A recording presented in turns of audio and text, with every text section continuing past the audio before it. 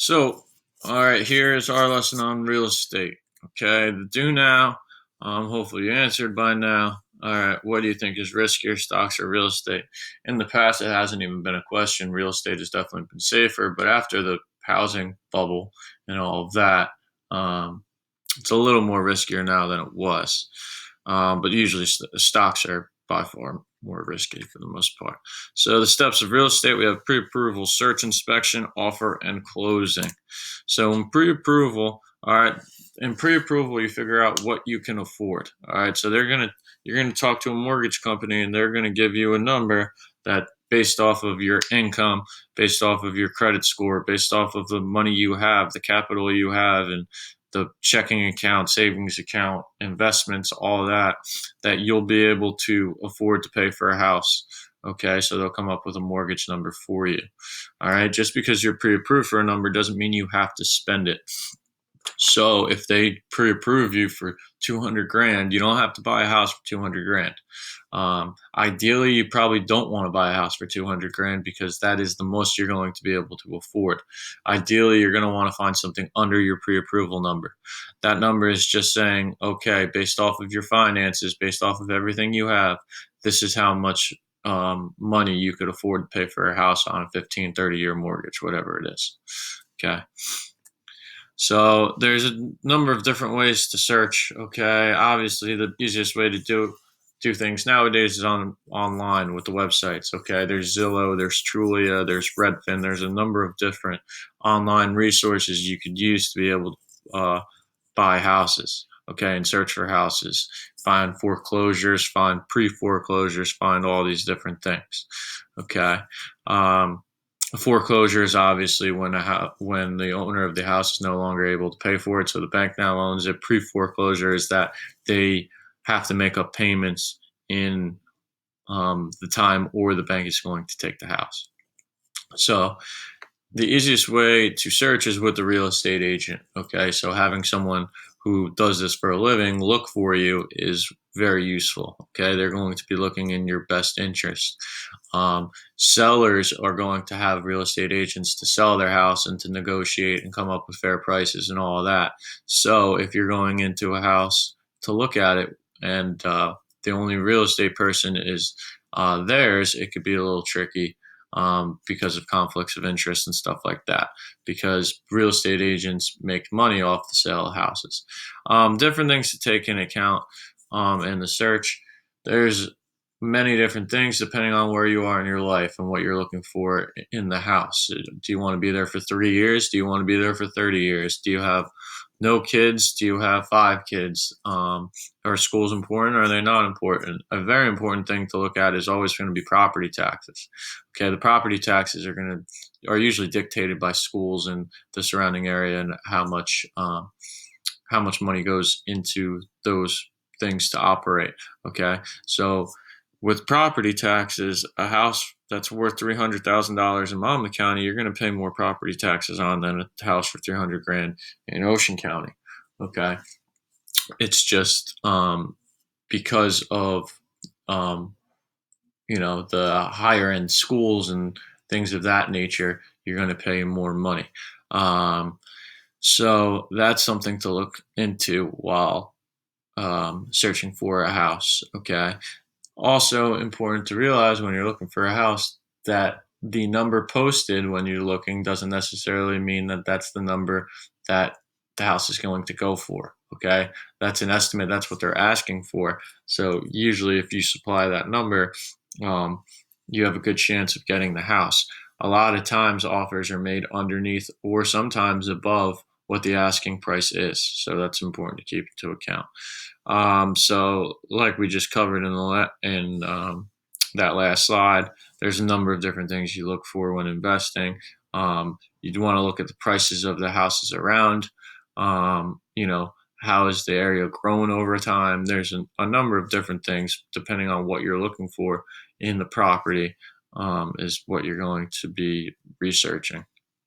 Inspection is very important. It can be done before or during basically the offer. Okay, so inspection is when an inspector comes in and looks at the house, looks at the bones of the house, checks the floors, checks the roof, checks the crawl space, checks the basement, make sure there's no leaking, making sure that there's no termite damage or rotting boards or anything like that in the house. Okay. It's very important that the house is inspected before you buy the house, or put an offer in as is on the house. The reason for this is, if you don't know what you're getting yourself into, it can cause a lot of problems down the road. Okay. A house might be beautiful on the inside, but if there's damage to the structure of the house, you're going to be spending a ton of money fixing that. Okay. So you really want to know what you're getting yourself into and know, what exactly is wrong with the house before you get it. Okay. Could be contingent on the offer. It could be before the offer. You can make stipulations in the offer that you have to fix this, this, and this before selling me the house, and all of that kind of stuff. But inspection is a very, very important step to the housing, to buying a house process. Okay. The first offer should be something you are very comfortable with paying. Okay, so because they can accept the first offer, sometimes it doesn't get past a first offer. So depending on the competition for the house, you might have to go over asking price, like we talked about. You might also be able to negotiate if there's not a lot of competition for the house, and you could go under. Um, Depending on how many other people want the house is going to affect your offer. Usually, you'll have some kind of idea how much competition and how many people are interested in the house before putting in an offer. But it is important that you take those things into account. Um, Also, when you put in an offer, you want to take into account the payment. So, like we talked about with the pre-approval, you know how much you can afford. Okay. So, when you put in an offer, you have to know this is close to what my break even point is. Okay.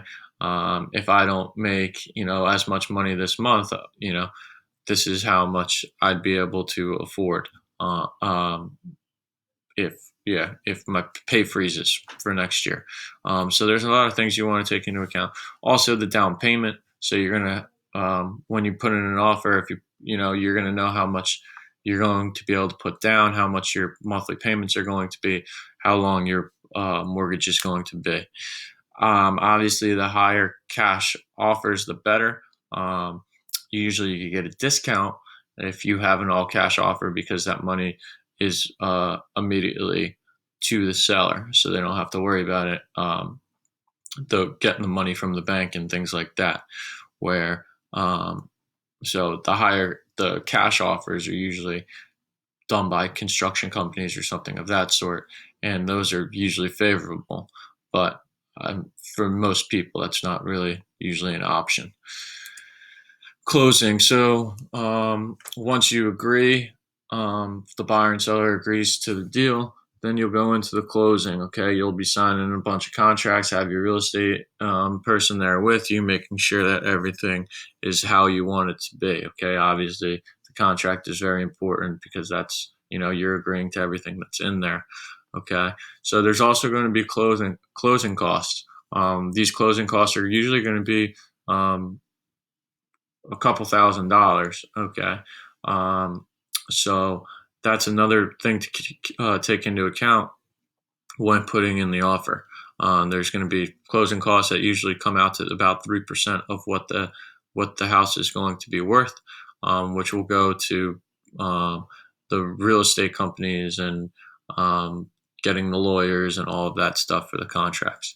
Also, so once the contract is signed, once everything is good, you're going to have to start getting onto homeowners insurance so that you're able to live in the house. You're going to have to set up the electric and cable and stuff so that and water. So when you're able to move into the house, everything will be set up for you.